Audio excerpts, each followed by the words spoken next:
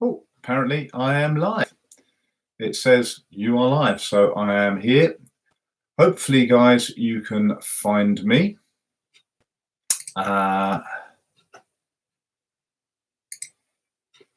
So I'll give a couple of minutes for people to catch up.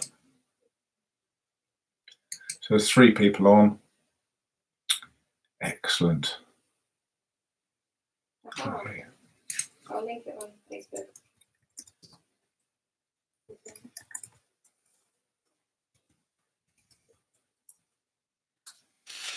Okay, so sorry about that. Running a couple of minutes late. It's not a problem. So hopefully everybody came prepared tonight with an ETT, a latex balloon. We'll be looking at that later. So yesterday I went through some ideas about purposeful practice or meaningful practice, and then we did a guided exercise of visualization, and hopefully you guys gave it a go today. So it's walking, and with the rhythm of your steps, it forces you to go through the steps of the free dive. I also gave you a little bit of homework. Not only did I ask you to get the ETT, but I was asking you guys to do a tiny bit of research about meditation, and in 3 words describe what meditation means to you in the comments for yesterday's video. Unfortunately, the comments were turned off. Thanks, Mike, who pointed that out to us. So I corrected that today. So if you tried and you couldn't, then you can now. So don't forget, go back and put your 3 words which describes meditation to you. And hopefully you looked into a little bit and maybe even gave some thought to what kind of meditation that you like doing. And we pinned this with the NoTanx idea of mental during. So that's what we did yesterday. So today I'm going to have a quick chat to you about, let's lean over. So we have the 10 words that we're going to be looking at over the next 10 days. So yesterday we started with meaningful practice. And we're going to be working with today failure. Okay. And I'm going to start drawing some arrows when we've got some ideas about how they interlink. I'm going to start drawing some arrows on this and then auction it on eBay at the end of the 10 days. So failure. Failure is possibly the most important thing that we have in our structured trainings. So can I just hang on one sec? Can you see me, Kiri?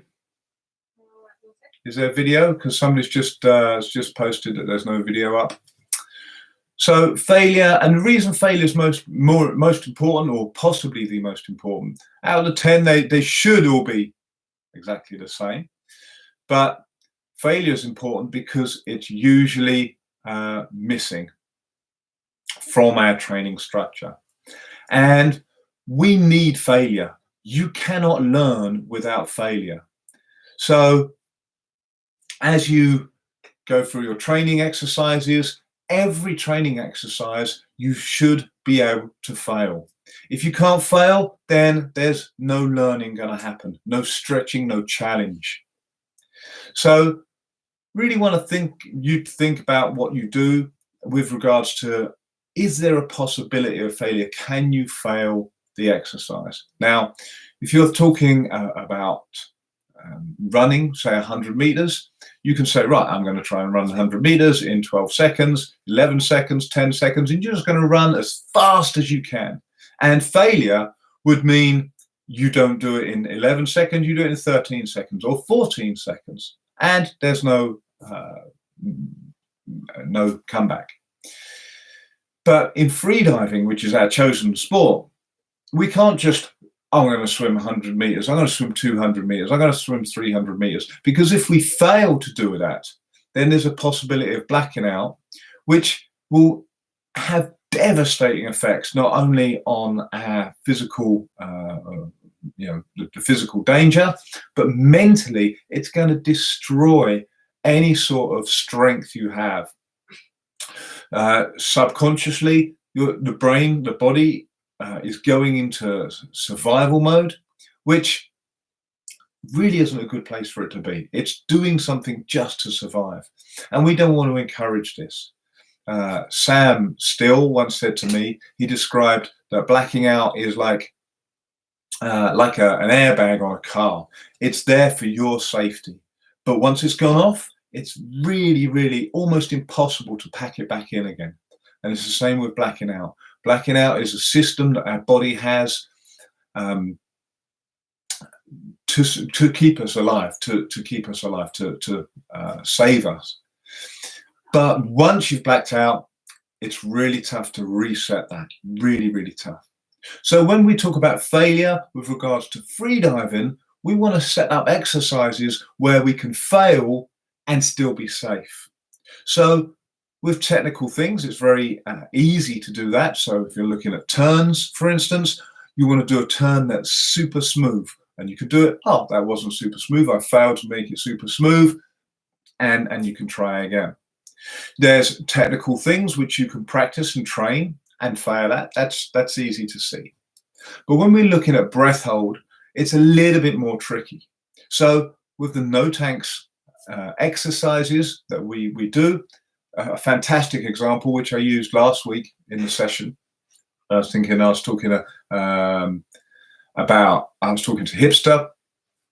I said, when we're doing the pyramid breaths, so we're doing a single length and then coming up for 5 breaths, single lengths, 4 breaths, a single length, 3 breaths, and then 4, and then 5. And the joy of this exercise is that if we fail to do it, we're not going to fail to do the length because we've got plenty of oxygen, and it's not going to be an issue from that point of view. It's a point of view of when we get to the end of the length, trying to take 4 breaths when you're really tired, the CO2 levels have built up, it's a little bit stressful. Try to take just 4 breaths is really tough. And you can fail by taking 5 breaths, which just makes the exercise safer. So as opposed to making the exercise dangerous, failure will actually make the exercise safer. And that's a perfect example of the kind of exercise we want to be doing. So pyramid breaths, one of our standard warm-ups. We do it in a cycle, roughly every 4 or 5 weeks, depending on what's happening in the sessions. And that's why we're doing it. Bearing in mind, we try and include the candle blows in those 5 and those 4 and there's 3 breaths. So the whole point of the pyramid exercise is to get down to, say, 3 breaths. That's just 3 candle blows. So this is in a pool. You swim a single length. You come up. You do 5 breaths, including candle blows. So as we move through, we're trying to get that number down and down, and eventually you're going to be doing a double length and 5 breaths, double length, 3 breaths, double length, etc., etc. And we can keep stepping this up. So how does this fit in with our training as a whole? It's about awareness, it's about control, it's about ourselves. This is a very singular internal exercise. We have a buddy for safety, and we have a buddy there to kind of remind us how many breaths. It's surprising how when you swim 1 breath, you forget like a simple number like 5 or 4. So our buddy's there to remind us of how many breaths we're taking, but they're not there to count. They're not going to say, hey, you took 5 breaths and you're only meant to take 4. That's for us. That's our honesty. And that's another thing we'll be looking at. Our honesty. I know whether I took 5 breaths. I know whether I took 4 breaths. And it doesn't matter to anybody else. If I take the 5 breaths instead of 4, I failed. But it's still within grasp. It's still a challenge. Next time I can do it with 4 breaths. So we can fit this into our training. it relies on honesty. It relies on our buddy to kind of be there for safety. But really, it's about our awareness of ourselves and our awareness of our control and of our breathing. So we come up, and if we can get our control back in 2 breaths, then we three candle blows, and away we go. If we come back and we can get the control in 1 breath, 3 candle blows, and away we go.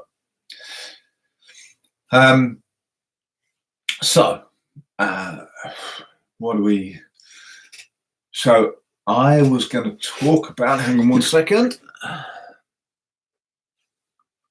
So this would come under a stressed breath hold exercise. So one of the 10 NoTanx aspects of freediving. So this would be a stressed exercise. But of course, it will, because we're swimming a lot and there's a lot going on in your head, this is also practicing our mental during aspect. Don't forget, we also have, every time we go into the pool, every time we say, right, we're going to do this exercise, and I think, okay, I'm going to do 5 breaths. This is a mental before. If I was going to say, oh yeah, I'm going to do 10 breaths. I know I can do 10 breaths. It's so easy. That's my mental before as we go towards it. Yeah, that's fine. And if I said, oh, I'm going to do 2 breaths, I know I can't do that. All right. So there's got to be a fine line. We've got to go in there going, I'm going to do 5 breaths. It's going to be tough. I know I can do it. Next time, and if we do it at 5 breaths. That's fine. That's good. Next time we dive, I know I can do the 5 breaths, but I might want to do it again just to solidify that knowledge. Okay. But the next time I do it, I don't want to be doing 5 breaths. I've done it twice. I know I can do it. There's not really much possibility of failure. And that's our key word from today, failure. So I've got to say, okay, I'm going to try 4. Actually knowing I will probably fail. But I've got to give it a go. I've got to stand up and say, and this is why we always tell our buddies what we're going to do. The buddy doesn't care whether I'm going to do 5, 4. They don't care. Okay. I'm just telling them. So it's out in the air. It's out in the ether. It exists. So it helps our honesty. It's very easy to kind of say, yeah, well, when I said 4, I meant actually I was going to do 5. But if you said something, I'm going to do 4 breaths. It's out there. So it helps our honesty. And I say, even if there's a good possibility of me failing, doesn't matter. I've got to try it. I've got to stand up and say I'm going to do it. That's an important step. And the next time, maybe we'll get it. Or the time after, maybe we'll get it. Okay, so without further ado, we're going to go through the guided exercise. So hopefully you have your latex, because latex is natural, biodegradable. It's a balloon. Okay, we call it ETT. It stands for Equalization Training Tool, and it's super important for equalization. Super important. We can keep using this no matter how deep we're going, and how shallow we're going, how deep we're going. Doesn't matter. The ETT is super useful for us. It goes hand in hand with the bedtime stretches, which we're going to be doing tomorrow. And the bedtime stretches fit in with the name and number exercises. So the name and number, the exercises we do in the pool for equalization training. Okay. So in the pool, we do the exercise series called name and number, where there's actually 4 parts to that. But it starts with name and number. Name and number is the simplest. So in the pool, we call it name and number. One of those steps is the bedtime stretches, and we can do it wet, but we can also do it dry. So that's what we're going to be doing tomorrow. We're going to do bedtime stretches, and I'm going to go through the reasons why we do it and how it works. So bedtime stretches are about flexibility, and this is ultimately what will stop us going deeper. Okay, if our flexibility in the chest cavity, the thoracic flexibility isn't there, we're going to stop. So we need to do bedtime stretches to get deeper.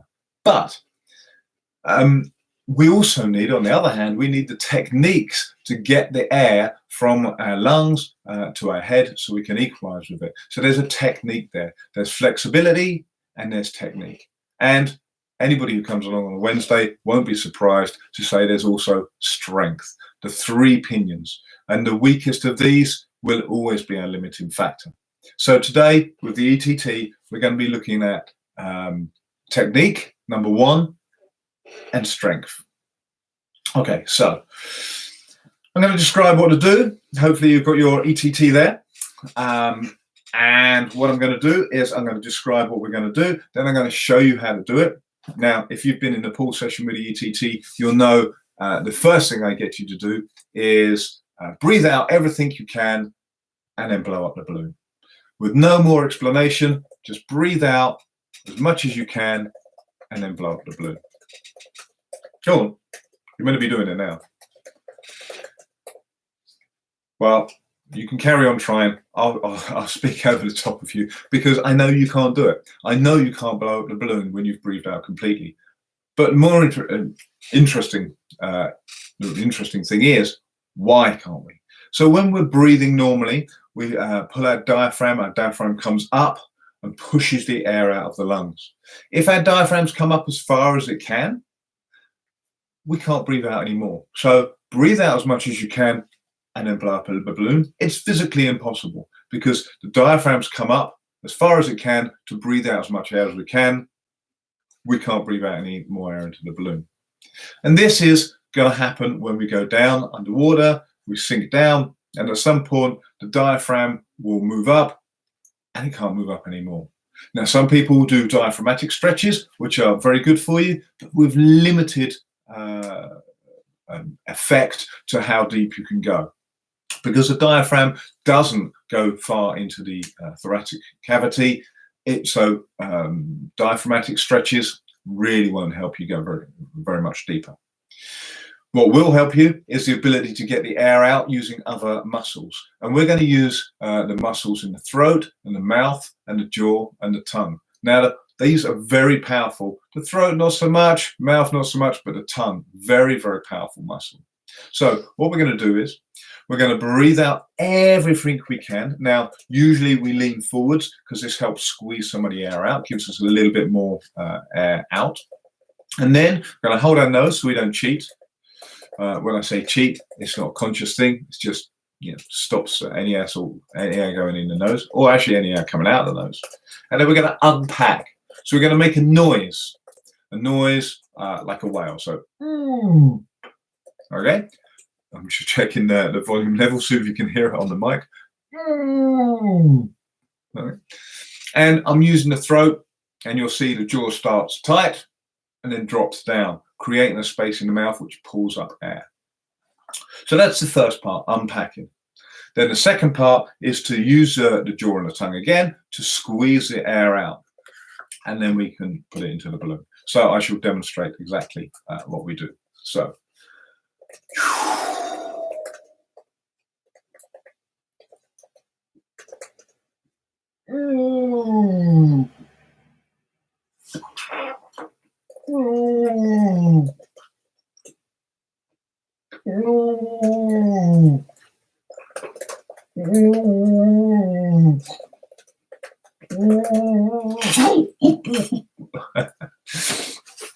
So the point is to blow up the balloon. As you saw, I unpacked maybe 3 times and then got it into the balloon. And the balloon will never go fully expanded, because as we get more air in there, the pressure builds up. So I got the balloon to maybe this size, and there's maybe 3 bars of pressure in there. So there's 3 times as much air as in there, maybe 2 bars of pressure. So the balloon creates this pressure by holding the air in. Now at the end, I couldn't put any more air in. I pulled up air. You could hear me move air, which means I clearly had air in my head, in my mouth, but I couldn't move it into the balloon. It kind of kept coming back in. The balloon was squishing it back in. And this is the strength part of the exercise, because I can get the air up. I know I've got air to equalize with when I'm diving, or in this case, to fill the balloon, but I can't generate enough energy and enough pressure to force the air into the balloon. At which point you start trying to hold the balloon and push air in, but you can't do it because you haven't got the strength. So as you get better, not only are you going to get the technique better, but you're going to build up strength. How many times can you unpack? That will come down to flexibility. So again, these 3 points. So you unpack, make the noise, push it into the balloon, pinch the balloon so the air doesn't come back in, unpack again, put the air into the balloon, pinch the balloon. So have a go now. I'm going to talk to you while you do the exercise. So give it a go now, and just see see how you get on. I want a musical interlude. I need a guitar. Have a guitar. Now, when we're diving, let's say carry on with your exercise, carry on giving the ETT a go. As we're going down, it's super important we make the noise. Not only is it when I'm coaching, I want to, they've made the noise, okay? But equally well, you have moved air. You know the air has moved from the lungs into the mouth. If you can't then equalize, then you know it's a technique issue. Or it's a technique issue, or it's a strength issue. And again, the ETT will tell you whether it's a strength or technique issue. Of course, when we're unpacking underwater, we're not putting air out of the lips, out into the water. We're going to be putting up the eustachian tubes, which is a slightly different maneuver, but essentially the same sort of thing. Now, a couple of people have asked me over the time, can you use the nose balloons, okay, which I can't mention the trade name because it's a trade name, but if you can use the nose balloons, you can, except they are designed for something else. They are designed to put a lot of air, a lot of pressure up the eustachian tubes to open them up. They were designed to stop glue here. And you'll find as you get more pressure in the balloon, you have to generate more pressure to go down, and there is actually a danger of damaging the eardrums. Whereas when we're blowing a balloon up, we're still generating a lot of pressure with the cheeks and the tongue and the jaw, but we're putting it out this way.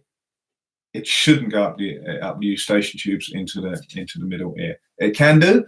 Usually when you first give it a go, you might get it in the wrong place, but you learn pretty quickly you want to come out forwards.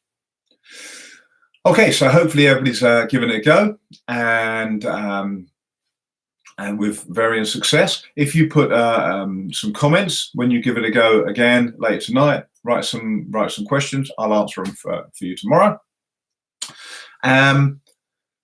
You can do ETT every day, okay? Because it's a technique exercise. The strength side of it, yes, it is generally developing our strength, but it's not a hard muscle strength, so we're not going to get tired jaws from doing it. Okay, so you can do it every day. All right, so I'd suggest you unpack, and try and fill the balloon maybe 2 or 3 times.